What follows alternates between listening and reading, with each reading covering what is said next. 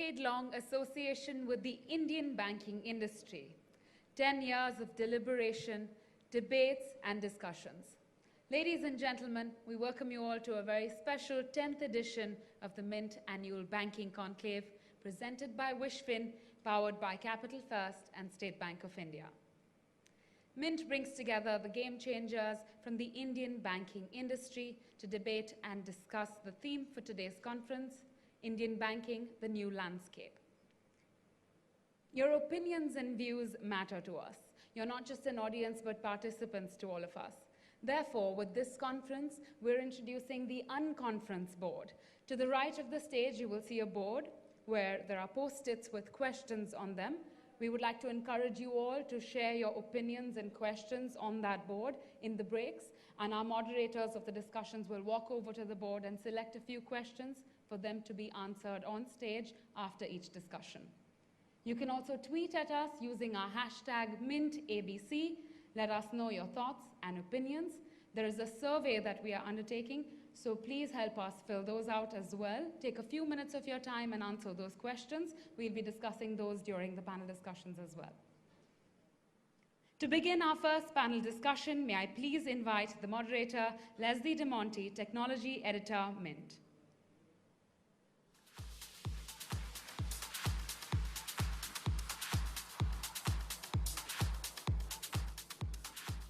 Can you hear me? Oh, lovely. So good afternoon, friends, and a very hearty welcome to the session on the digital roadmap for Indian banking. To those of you who have been attending this conference for the past many years, and I can see a lot of familiar faces, can we have a show of hands? How many of you have been attending this conference? Oh, that's quite a good show. Okay, so you will remember that whenever we spoke about technology, mostly the discussion that we had was around core banking. Then we gradually, we should gradually make passing reference to internet banking on desktops at that point in time. Then we gradually started talking about mobile banking. Mobile banking around that time was kind of maturing. Then the conversation moved to banking on social networking sites like Facebook and Twitter, and of course, banking on smartwatches. And we all thought that Indian banking had arrived. But was it so? Now just look at the cornucopia of technologies that are available. Straight away we talk about analytics. In the same breath we talk about mobile banking. We talk about cryptocurrencies like Bitcoin, its cash. We talk about the underlying technology that drives Bitcoin, the cryptocurrencies, and that's blockchain. We talk about AI technologies.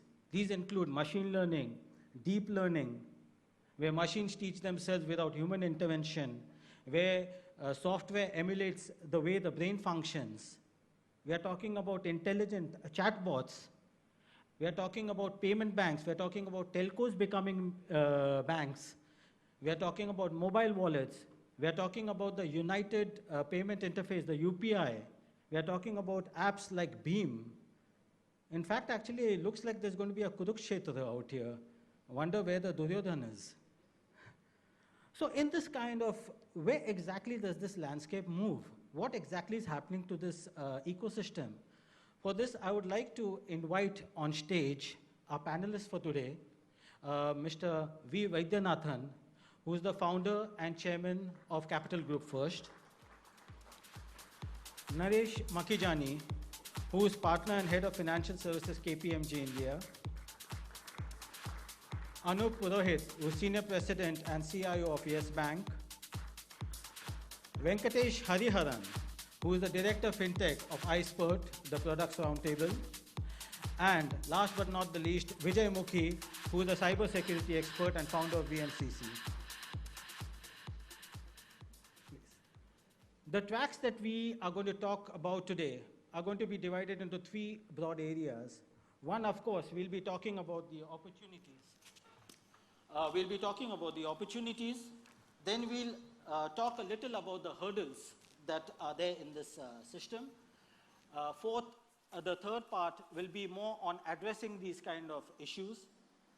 And of course, where does it lead and what can we call today as the future of Indian banking as far as and how technology is driving that. So Vaidyanathan, I'd like to start with you because you have seen the kind of evolution of banking as such. Now, there are this plethora of technologies that are there. Could you give us a perspective of where we are exactly? See, like you correctly said, somewhere in the 90s we used to talk about computerization. That is a big theme of the day. Next, we talked about mobile internet banking starting from around 2005 to about 2015. That is the theme of the day. Of late, we're talking of definitely artificial intelligence. We're talking of deep analytics. We're talking of neural learnings, machine learning, and all such newer technologies. Now, of all these three changes, the latest one is going to be the most difficult to navigate for the incumbent banks. Because when things computerized, they were running manual ledgers, they computerized it. When things moved to mobile or internet, they were anyway doing transactions, they moved it on to the mobile and the internet. But with this change that is coming about, suddenly a number of existing players could possibly find themselves rather flat-footed. A number of new players could come in who were become banks recently in the form of payment banks. A number of new players who are probably mobile companies or e-com companies are becoming banks. So in a way, this one is going to be a more difficult churn to have. The second change that definitely we are seeing is because with the exponential changes in technology we are seeing all around us in the form of Aadhaar, Jan-Dhan, all the stuff we talk about. You see, for example, I was reading the other day that India has close to about 600 POS machines per million people in India. And that note then compared it with Brazil and said, look, it's 3,300. They looked at China and said it's 4,000. And then the article actually summarized it by saying, look, how far behind India is in POS machines. Now, let's take this example. Now, a POS machine is effectively making an interoperable transfer mechanism between any card to any bank, and it's a physical machine. Now, with the arrival of maybe Paytm, the UPI, and the sorts, suddenly any merchant is being paid by any customer, and therefore, this number of 3,400 per million customers for India can suddenly become 50,000 per million customers, and you won't even know when it moved from 600 to 50,000. So anybody can be everybody can have a POS machine. So this is one example to just say that how things are changing so dramatically around us, and this has very significant implication both for opportunities, both for incumbents, and definitely for newer players coming in the block, whether they are NBFCs, payment banks, e-com companies, any of them. So it's just changing around. Thanks, Vaidya. So Anup, opportunities are galore. You yourself as a bank have transitioned by doing a relatively younger bank from that point of view. So you don't have too much of the legacy kind of things that to deal with. So you are doing things right from mobile banking straight to blockchain. So could you just give us a sense of what exactly, how are you implementing these newer technologies? So let me start with the digital journey. Actually, digital journey, be it country or be it any organization, is a mindset. And it requires a kind of a top-down push or a top-down adoption. That's very key. Fortunately, from Yes Bank perspective, the board and the top management were always kind of the view that a bank has to grow. They have to be digital in that. So that mindset was always there. So that helped a lot in the entire, like as I always keep on stating that we are a technology company in the business of banking. That's the mindset which we run. So that helps because the adoption of the technology becomes pretty easy internally as long as you have a support from the board and the management. Now, from Yes Bank perspective, we've been in this journey for I would say quite a long. But I won't go pretty long back. I'll start with as Vaidyanathan sir said, in terms of earlier people used to visit branches. That was one way of doing banking. Then a period came in when Leslie said people started using mobile bank or net banking application. That was still customer had to come to bank's system and use them. So that was a challenge we picked it up.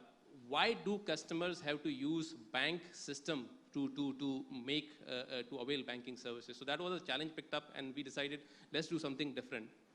So we went ahead with a concept called API banking, wherein we said that our customers will not use Yes Bank systems. We will integrate the banking services straight away into their systems.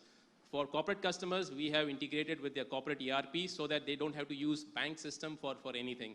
And we've been successfully doing that with the API banking, which we launched. So that was the first challenge which we picked up almost 18 months back, and we've been successfully doing that.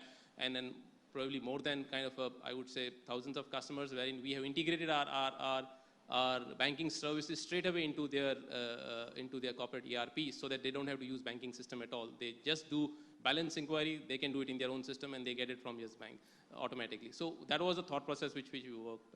So, and this comes in with the DNA that we have to pick up an industry challenge and kind of come up with a banking solution to make life simpler for the customers and colleagues. So that's the DNA with which we operate. So we pick up challenges. So after that we picked up challenges on blockchain, wherein we said, how do we kind of have a transparent supply chain for the entire ecosystem within the bank?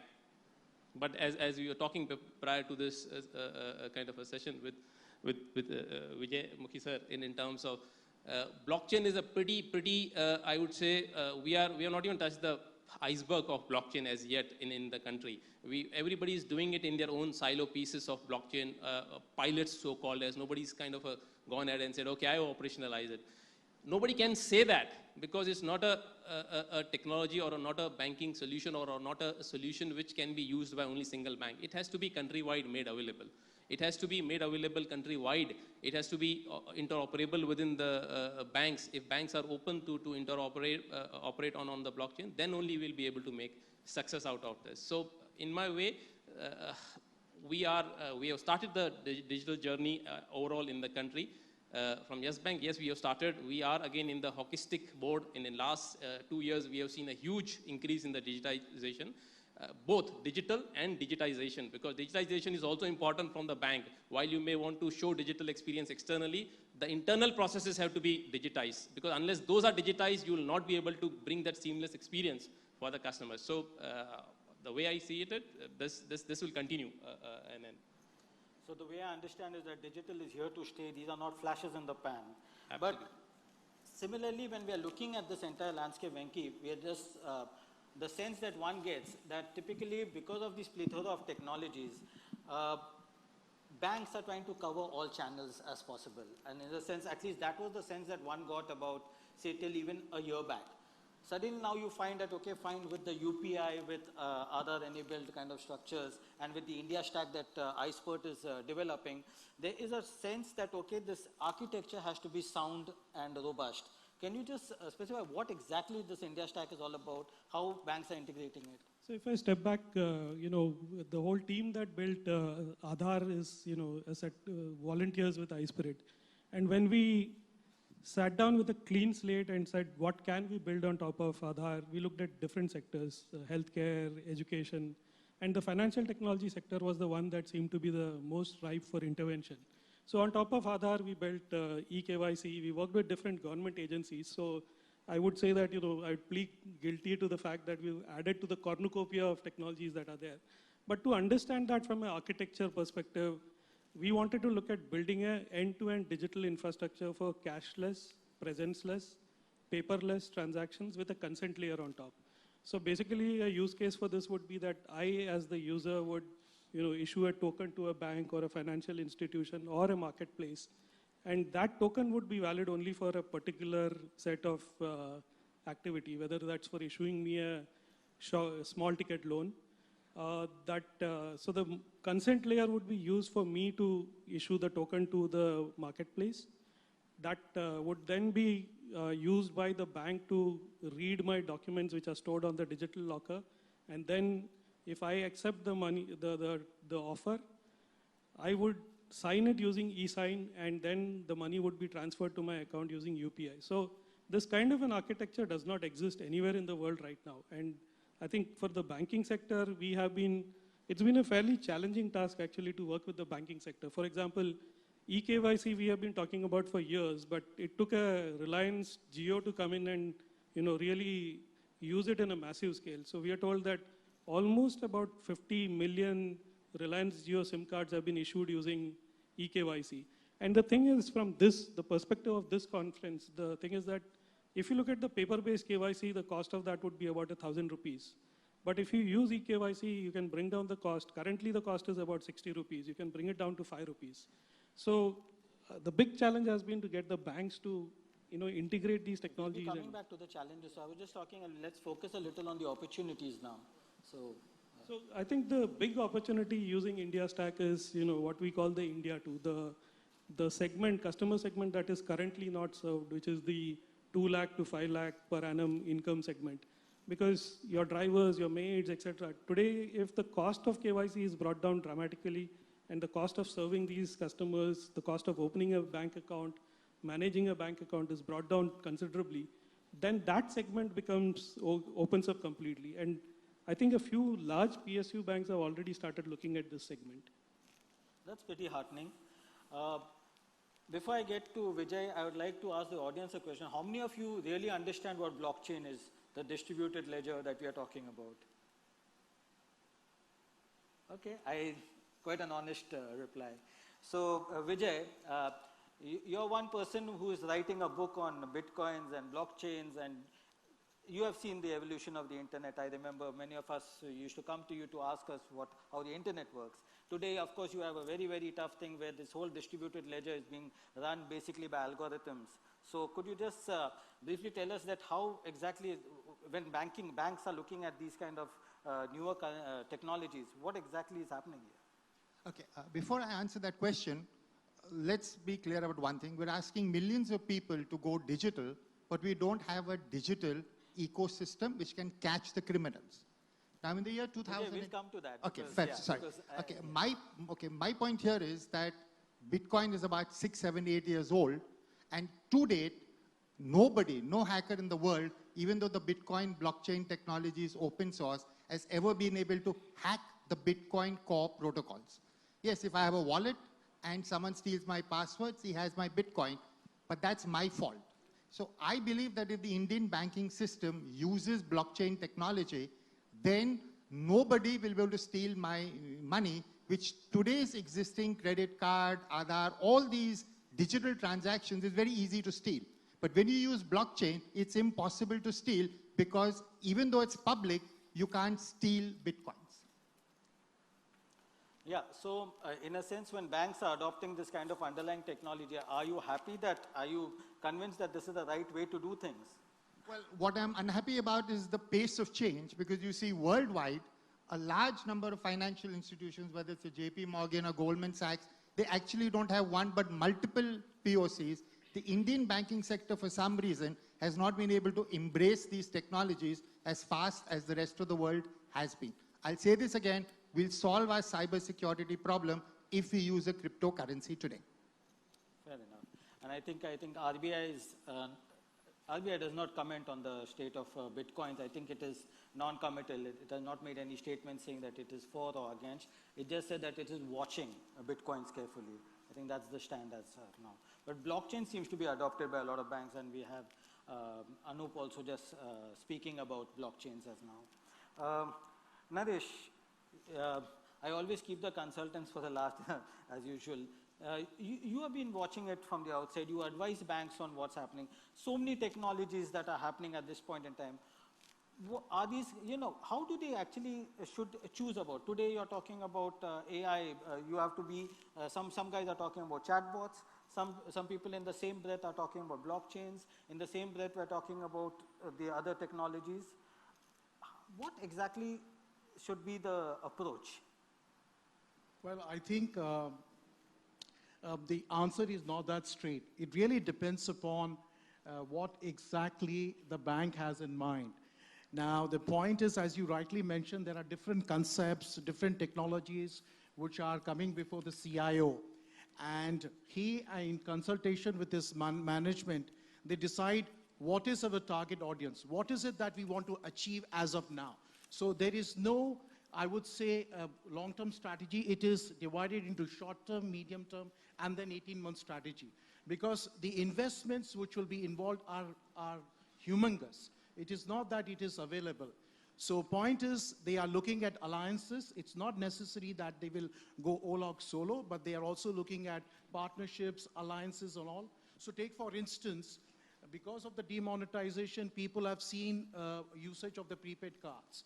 So, you know, the gift cards and all which banks have come, there have been increased to the extent of 5 lakhs of them because people have started paying their drivers, their unbanked employees and all through by way of gift cards and all. So there is an investment happening there. Then there was cardless cash systems and all.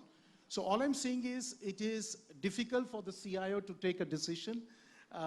It really depends upon, you know, the vagaries of business and all. So I would leave it at that. Okay. I will ask Vaidya to react to some of these things, but before that, I think from the demonetization, whether it has worked or not, whether the country has accepted payments, I think there are quite some experts in the front row itself who can comment on that. But I was just looking at some of the banking stats, and I think in December alone, I think in November, from all the, whether it was mobile banking, UPI, the other credit card, debit cards, POS, etc., the combined value of payments was something to the order of rupees 95 trillion. And that rose in December, I think that figure rose by something like rupees 10 trillion to 105 trillion. So I think somewhere banks are taking this entire drive seriously. I mean, these numbers are open to correction if anybody in the audience knows better. Vaidya, plethora of technologies.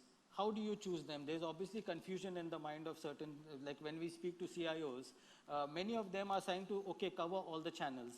But what is the kind of roadmap that one has to define when one looks at these kind of technologies? Well, undoubtedly, plethora of technologies. So what goes on in our mind when we're evaluating these technologies? I'll give you an example. I was talking to one large bank, and the chairman of the bank was mentioning that they've done a lot of automation and a lot of digitization, and he was describing certain incidents to me. So I told him, can you give me one example? He said, look, earlier applications were coming from the branches to our head office, and someone would data enter this for us, and then subsequently this process would take a long time, and then we've digitized this process and we've automated it. So I said, how have you automated it? He said, look, we've gone through the optical resolution process, whereby we're scanning it and directly mailing it to the center, and then it is auto-populating the screen, and then the whole application is getting processed faster. Now, this looks like a case of automation. It maybe deserves an applause, but now we are thinking this whole process of having to, physically fill it up, data enter it, and to do it through the form of automation process itself is not needed, because through the Aadhaar process, anyway, everything is getting auto-populated. It's anyway coming together. The KYC has become E, you don't need to scan it. The mandates are becoming E, you may not need to scan it. So what are the things that we think we are automating for the process of scanning need not be done at all. It's like that, the Albert Einstein quote. He said, it's not worth doing well what is not worth doing at all. So that's an important proposition. So therefore, when more and more propositions are moving to the, I almost call it the bypass generation. So a number of processes which are being improvised upon need not be done at all, and they're all getting bypassed. And in that sense, I think we always are figuring out what newer technologies. Second thing is that, to note, is that for all the changes in technologies we talked about in the last 10 minutes, the movement to mobile, internet, and so on, over the last 30 years, one thing has not changed. The thing that has not changed is the extent of banking penetration to the bottom of the pyramid in the country has not changed. Every shopkeeper continues to be underpenetrated.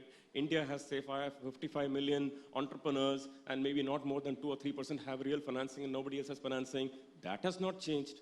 So therefore, the real big opportunity in all these changes is not to do how much to do faster and more banking to the already banked. It is to figure out how much to do banking to the unbanked, and that is a big change that is coming up in the next 10 years, in my opinion. That's a very important point, but I have not deliberately kept that out of this topic because we have a whole session that is dedicated to financial inclusion. So that's the reason I'm keeping that particular topic out. But I think very valid points. Just from the point of digitization, some stats, that the digital payments industry in India is forecast to touch $500 billion by 2020. This is according to a Google BCG study. And what is going to drive it are the number of internet users, which will touch something like 650 million by 2020. From currently, I think it's around 350 million.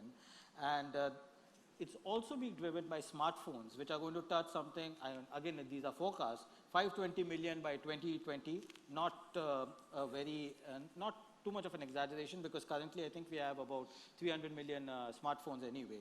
And smartphone subscription in the country will increase fourfold to 810 million by 2021. This is according to an Ericsson forecast. Now, if you look at these numbers, obviously digital is clearly here to stay. But if digital is clearly here to stay, I think you just have to look at what happened after demonetization. Of course, in the country, in the banks out here, we did have to stand in queues. So clearly, if the penetration was so high, why were people standing in queues for so long? Anu, perhaps you might be able to answer that kind of stuff. So it's not that the digitization is not there in the bank, but still, again, I go back. Digitization is a mindset. Our country, when we talk about the people, the population, they have still not adopted that as a mindset. So unless people adopt that as a mindset, we will continue to see those queues, even in futures, to be honest. So it's not that the technology solutions are not available. All banks, forget about Yes Bank, but I would say all banks have a significant amount or number of solutions available. Mobile banking is existing for long. Wallets are existing for long. So there are ways and means where people can use those technologies. But again, I go back to the same thing at the cost of repetition. It's the mindset of the population. Once they start adopting digitization as a process or as a solution, only then, and for that is basically the trust. Once they start trusting on that, it will pick it up. But till such time, yes, queues will continue to be there. Good. Mindset and trust are important words out here, but I think along with that, Venki, another important aspect of this is interoperability. I think because that is something that when we speak about the challenges and hurdles in this payment ecosystem, that's a very, very important word. Let's look at the classic example of the PhonePe versus ICICI Bank, and I think SBI also had blocked PhonePe. That matter is still in an impasse. So what do you sense about this entire thing? The interoperability is a crux, it's a pain, but banks don't seem to be talking to the mobile wallet players. Mobile wallet players seem to be saying that UPI is going to put them out of business. Payment banks, telcos are entering. So, Leslie, you followed the open standards issue, the net neutrality issue. I think the principle here is the same, that the rules of the game are same for all the players, and everybody has to adhere to those rules. You cannot have arbitrary and individual decisions being made which tilt the level playing field. So I can't comment on the specifics of that issue for a bunch of reasons, but I think you understand the answer. Okay, he's not commenting on the specifics of this, but let me tell you something, Leslie. Now, UPI is clearly the brainchild, and it's an extraordinary product, the most brilliant product. Meanwhile, Paytm has launched, heavily advertised, front page, everywhere. I really can't see enough of advertising of UPI. If you're the founders of it and you can influence the system, please do it. Bring anyone, bring Aishwarya Rai, bring Sunny Leon, bring anybody you feel like, but please put UPI really on the map and make it happen. Boy, I haven't seen a technology like that anywhere in the world. And it's really not really getting the subscription that it should be getting for the interoperable nature of anybody paying anybody without having a wallet, without losing money on the interest on a wallet. It's a brilliant thing, so please. It's in the works. And, how many people in the audience feel that UPI is the need of the hour but has been underplayed?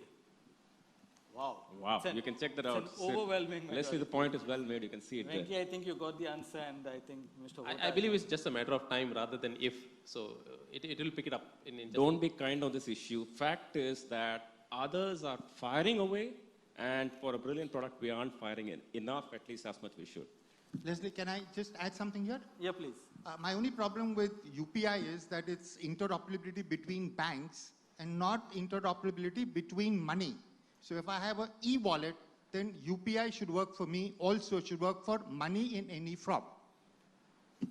Fair enough. So when we talk about interoperability, the other major concern, I think Anup just spoke about a mindset, spoke about trust. Another major challenge is that of security. As we are going digital, and Vijay, this is one of your favorite topics, obviously we are talking about the kind of so many hacks that are not even reported by banks. Banks are always shy of reporting security concerns for obvious reasons. What is your sense? How grave is this concern? To look at it from another point of view, if you see the number of cases reported and the number of hackers we put behind bars, I would say India is the safest country for cybersecurity, if you look at those plain statistics. But if you look at on the ground, what's happening is the Mumbai police website got hacked in the year 2002. It's the Mumbai police website. 15 years later, the court is not even hearing the case, forget about passing judgment. 2 months ago, a leading bank withdrew 25 lakh debit cards. Does anybody in the audience here know how did that hack happen? Because it's after all my money in the bank. Now, Mr. Poro talked about trust. Now, the trust is so bad that I am someone who's called a cybersecurity expert. I think 5 times before making an online transaction. And the only reason being because there's fundamentally something wrong in the way we do online transactions. It's not the fault with the banks. It's a fault at a higher level. So I believe that we're having millions of people going out there doing transactions, but we don't have a cyber deterrence in place. And unless the banks, the financial institutions don't report cybercrime, then what happens is that there is the police or its individual cybercrime investigators. We don't get the experience to catch the hacker. And what's now happening is that the hacker all over the world says, if he's in Russia, instead of hacking into a bank in the US, he hacks into an Indian bank because he knows he can get away with murder. So I think this is a very serious problem, and we need to have looked at it yesterday and not today. Thanks, Vijay. Yeah. I think just also to supplement, in addition to cybersecurity, I think the issue is also on security and privacy laws to be enacted. Because today it is unclear whose liability it will be. So take, for instance, there is a software bug. So we really don't know today whether it is the consumer who's going to pay or it is the e-wallet company or the bank. So right now what is happening is there is a disclaimer on the part of the e-wallet companies that, look, it will be your responsibility or not our responsibility. So I think the laws also need to gear up and to keep pace with the usage of this e-wallet channel. Anup, you may want to comment on this issue. One is, of course, about security. Second is about privacy. Because I think primarily banks are heavily into the use of analytics, the whole thing of big data, and even you all are working on unstructured data with deep learning and machine learning. So could you give us a sense of how you're taking care of all the security issues? So security, again, I will call it on behalf of the entire banking, that it's the key kind of agenda item running on all CIOs' mind. The way we are tackling at Yes Bank is, again, we have picked it up as an industry challenge that we need to address that, and we have partnered with some startup companies, and then one particularly FT42, which is a security lab, again working with the Department of Defense. We have kind of come out with a robust product which will kind of help in, I wouldn't call it as a two-factor, because it's now, again, SIMs can be easily cloned, while difficult, but yeah, it can be cloned. So we are looking out kind of building up another platform which we have taken up with the Ministry of Electronics and Information Technology to be incorporated into the Information Technology Act next year. And we have done a representation as a bank along with the partners. We have represented them to the ministry, and we are hopeful that it will be kind of adopted by the ministry, and it will be part of the Information Technology Act. And once that is in place, it will be available for the entire banking industry to kind of avail that security solution.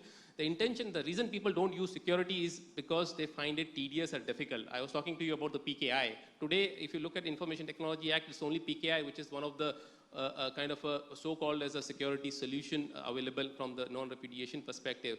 But ask me as a CIO, in a day I receive escalations from corporates or other customers, like any retail customers have not even adopted. Corporates who have adopted it, every day when there's a Java upgrade in their desktop, I receive a call as a banking CIO that there's a problem. So unfortunately, we don't have right solution, and we don't have right kind of a ecosystem on that. So we need to build many such solutions, and they have to be reviewed and approved by the ministry and the regulators. And once those are in place, we have to make it simple. But again, keeping in mind that the security solution have to be having easy to use, because as long as they are as difficult as PKI, having a dongle and dependent on so many external factors, the adoption rate is going to be very, very low. So we have worked out with the solution, and I'm sure you guys would have read in the newspaper. That's pretty easy to use, and it takes care of all the AAA kind of security and beyond that as well. So we are pretty positive that this will bring a revolution in the security in the banking and other domain as well. Okay, Anup, thanks for that. But let me see from the audience. I presume that I think a majority of you all, or all of you all, would be using internet banking for sure. But how many of you all actually use mobile banking? Okay, that number is not as much. And how many of you all use debit cards for transactions? It's a sizable. But still, because most would have been using credit cards, but not the debit cards. Correct. So that does show, give you a sense of what exactly, I mean, that there are security concerns around it. Whether would you like to comment on the security aspect? I think that, frankly, the security is not, reached an issue which should, it's because it's an important issue, we can't deny that, but it's not something that should cripple people from moving in the business. There is a regulator who's, of course, very conscious about the security issues and runs a bit ahead of the curve.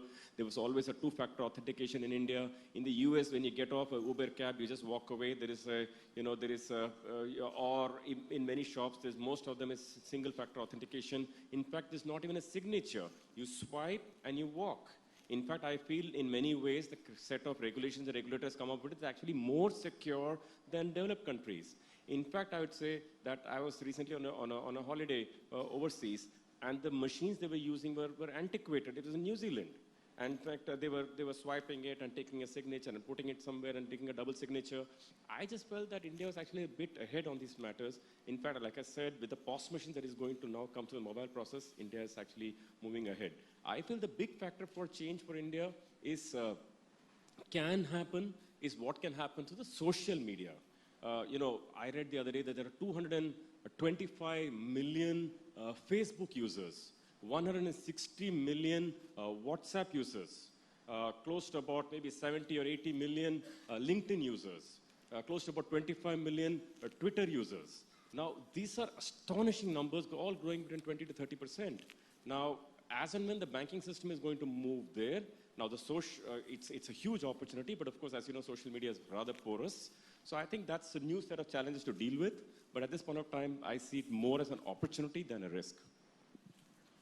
Venki, from an ecosystem instead of being critical, I think we are currently developing a critique. I think with the UPI and these kind of infrastructures, basically you are trying to create a proper architecture to make this entire financial institution and the whole banking structure sensible.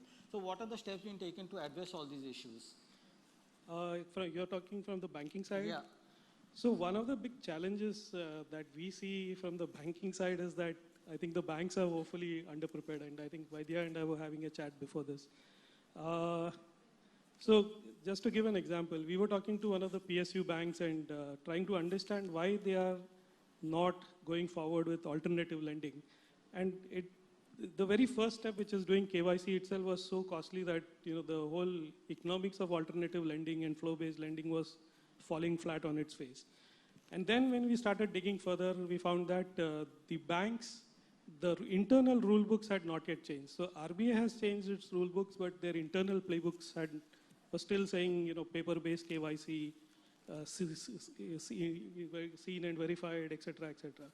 So that's the big challenge that we see. The other is that I think eventually in the next few years, what we will see is the platformization of banking. With we see strong, solid partnerships emerging with fintechs and banks, and that we already see happening with Yes Bank and PhonePe and the other players that if you look at RBL, etc., etc. So I think we probably might have 2 ecosystems or 4 ecosystems or a few of them, like we see with the Apple Pay and the Apple ecosystem and the Android ecosystem. So I don't think the banks today are architected for that. Today they are completely, if you look at this whole theory of, thesis of moving from pipes to platform, the banks are still architected as pipes which will originate and fulfill banking requirements end to end, not as platforms which will, orchestrate the fulfillment of banking and financial transactions. And that's a huge, huge, huge mind shift for the banks too. Anup, would you agree with that? So I would say that yes, are we saying the entire banking ecosystem or all the banks have adopted to this? Maybe not. The speed of adoption is less. There are banks who have gone ahead and adopted, for example, eKYC. But then there is always a thought process. Is that enough for us to know about the customer before we say, okay, we know you as a customer? So it's not a conservative call, but it's a call which bank takes. Let me know many things. Like for example, today, if we talk about Aadhaar, like my driver came to me in terms of, sir, मेरा ये आधार card मैं पहले वहाँ पे रहता था, अभी मेरा change हो गया, इसको change करना. Yes, there are depot available wherein you can go and get your change, but still, will a bank rely on the? So that is, he came to me and told me, okay, I want to change the address. But if you look at the bigger ecosystem, lots of people stay on rental, and then their logistic information keep on changing. So how much of that gets updated in the UIDA database, we don't know, honestly. So will a bank take a call that I will 100% rely on that? Yes, we rely. We take that as a, maybe we'll do it for the unbanked areas. But will we do it as the only media? It's a call which bank needs to take. It's a risk appetite, how it will. But at the same time, back-end ecosystems are available. So in terms of the credit score, while we want to look at the credit score before doing disbursement, it's not that we have not automated. I'm sure all the banks have automated their rule engines, which are more now analytic based rather than kind of a earlier base wherein, okay, I got a CRISIL score, and as per this, maybe the score is 350, I don't want to disburse a loan.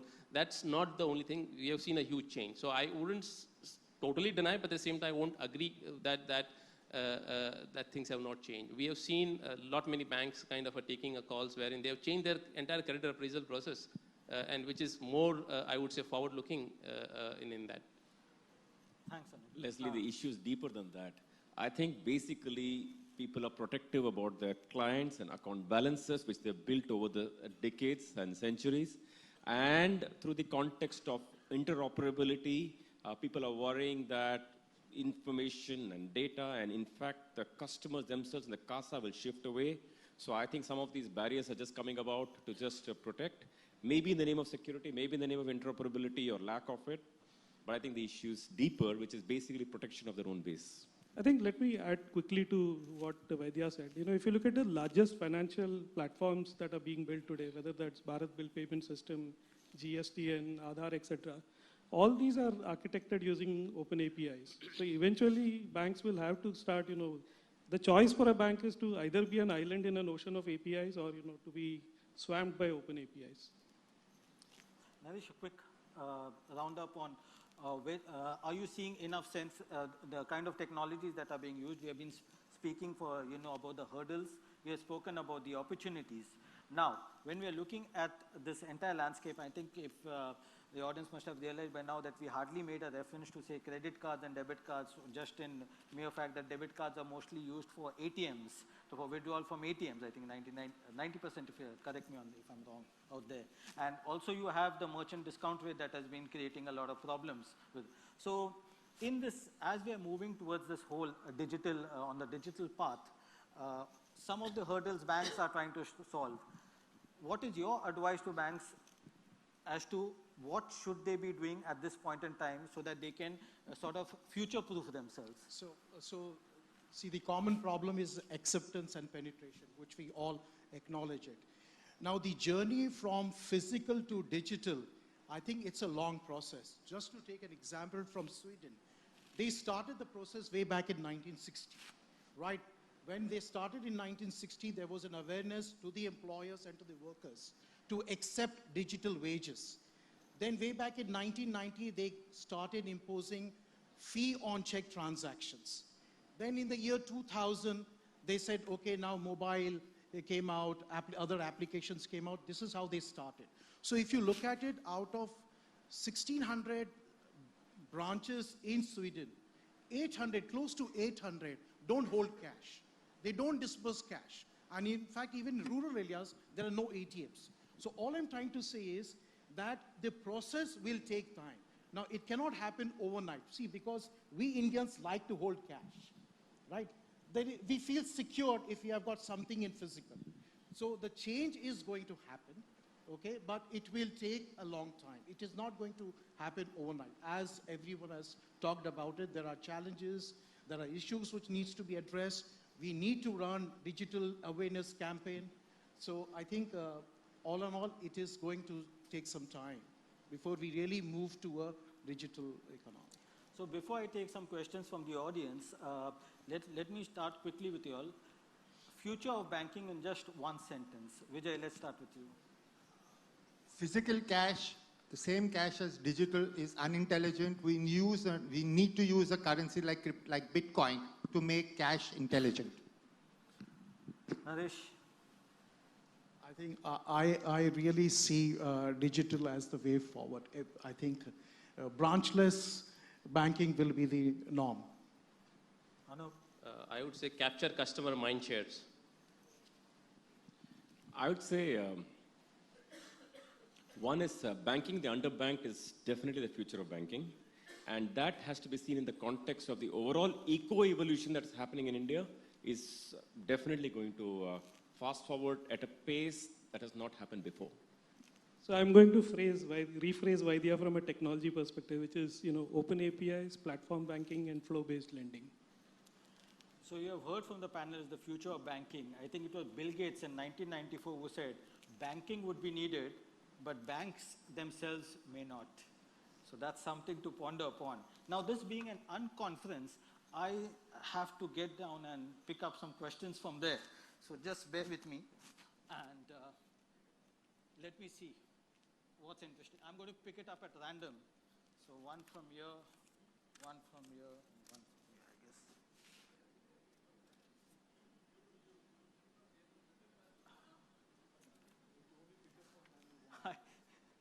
I think one is on cyber security challenges versus technology adoption. So there's a race between cyber security challenges versus technology adoption, and this is a race. Who wins? All over the world, the bad guys, the hackers, have won. So I don't think the good guys stand a chance in this space. Okay. You wanted short and sweet answers. Fair enough. The second question, if cash is a public good provided by the government, the lessening of the same will have to be replaced by a more efficient and secure measure to transact. What will the government step be to ensure full security in the digital space? Anup or Vaidya? I feel this is growing at an explosive pace, faster than you can imagine. And by 2020 or so, you just can't recognize the banking as it is today. So there is no doubt this is already happening and this should not be a concern. I can't understand the third question. I mean, it's a little unclear. So I invite a couple of questions from the audience. I would like you to identify yourself and please, no observations, just questions. And if you want to address the question to any specific panelist, please let me know. Yeah, please go ahead. Yeah, Leslie, can I, in the meantime? 1 second. Yeah. I'll get back. Yeah, hi. My name is Yash, and I belong to an MBFC. Need to speak a little louder. Sure. My question is, we had a discussion about how the flow can be made easier to lend. Maybe, Venki, you can take this question. This was for unsecured loans, wherein you do Aadhaar-based KYC and then disbursal can happen on the account. Is there any process which can be made simpler in the same way for secured lending, wherein mortgage or housing finance has to be worked out? Please.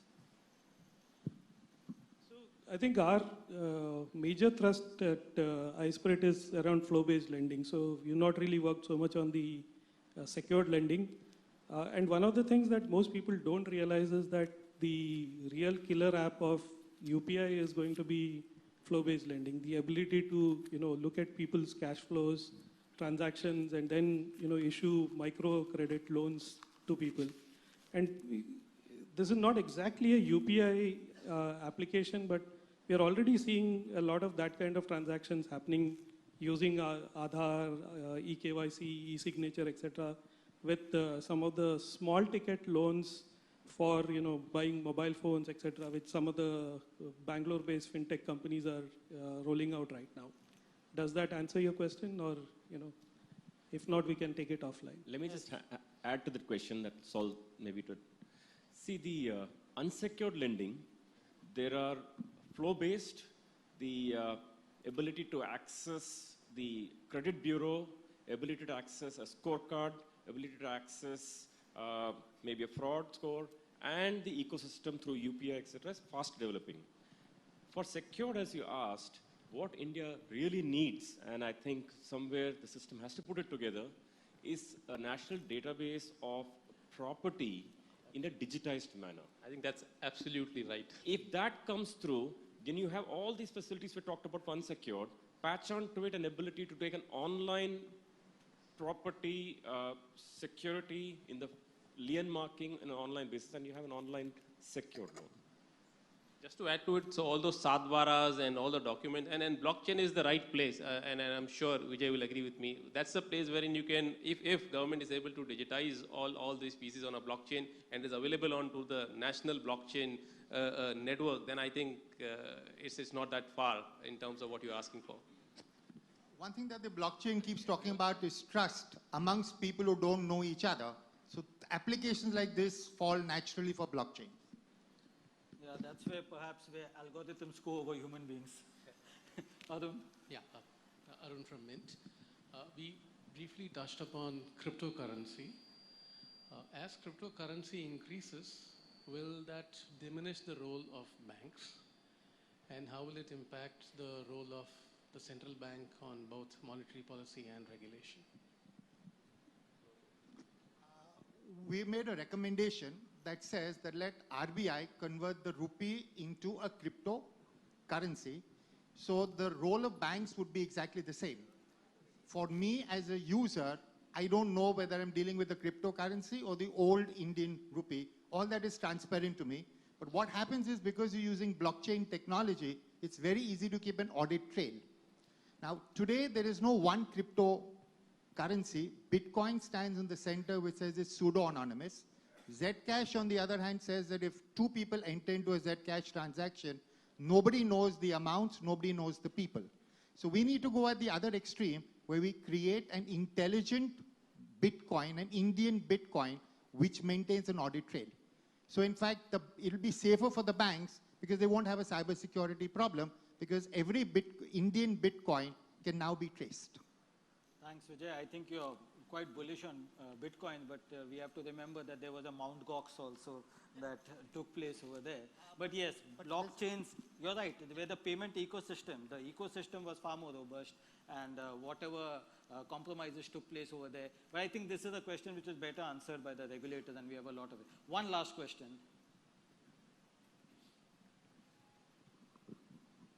Hi, this is Sanjeev Saraf. Question for Mr. Mukhi and Vaidi. If you feel that the bad boys are going to win the race, and Vaidi thinks that the problem is not severe, how do we go forward? Okay, see, my problem is that because I'm not paranoid, because I'm like a doctor, I meet sick people all the time. So here I meet people who've been frauded all the time. So on the ground, there is a serious problem. And this problem is even more compounded because people don't register cases. We don't realize how serious the problem is. And most people I meet are like me. Our faith in online transactions just doesn't exist because of the amount of fraud that's happening even now. You ask any e-wallet company today, they will tell you their biggest problem is e-fraud. It's a fact that we have a regulator who is very conservative, who put a two-factor authentication before the rest of the world put it. And therefore, I think the issue is not, of course, like we said, it's a serious issue we discussed before, but this is not something that should worry us or cripple us. I talked about that. I really believe that as the ecosystem evolves, we have other issues to deal with. You know, the other day I was reading on the net that, have you heard of the terms Denver the guilty? Or Winnie the Pug. Okay, who are these terms? I found that these are dogs. Dogs having Instagram followers of over 1.9 million followers. Okay, I'm not exaggerating. Go and check it out on YouTube. So basically what's happening is that that world that's evolving so fast, much more than what even all of us are evolving here. So you might say, okay, is there security keeping ahead of this kind of change that is happening? Maybe, but I do feel that we are, as a regulator, quite conservative. This should not really bother us that much at this point of time. We should actually focus more on expanding the market. We do agree that maybe only 2% of India's cash economy, 98% is cash economy, 2% done through. At 2%, we're already beginning to worry so much about this. How will we ever going to make 98% of the country a cashless economy? So we have a long way to go. Leslie, can I just make one statement? All that I like to say is this is a very serious problem. The RBI in India talks about two-factor authentication. NIST, which manages American government security, has said don't use two-factor authentication for banks, for mobile phones. Now, I don't know who amongst the two is right. So I think these are serious issues. We need to discuss more. We don't do that. So guys, you can understand my position. I have one CEO who is a business head on one side who says, okay, security, aata rahega, don't worry. And I have a security expert, a CISO, who says, no, security should be taken care of. So as a CIO, I have to look at both of them and maintain a balance between No balance. You look here and do your job. The country has to grow. We have to grow banking. We have to grow. We have to bank the underbanked. And there's so much to cover. So let's we're move clearly ahead. seeing the friction on both sides, so that's a good sign. And as they say, nobody kicks a dead horse.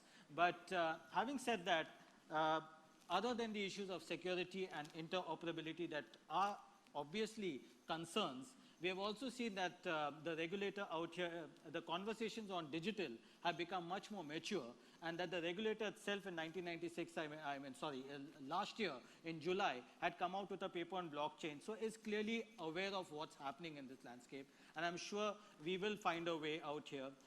So please let us give all the panelists a very big hand.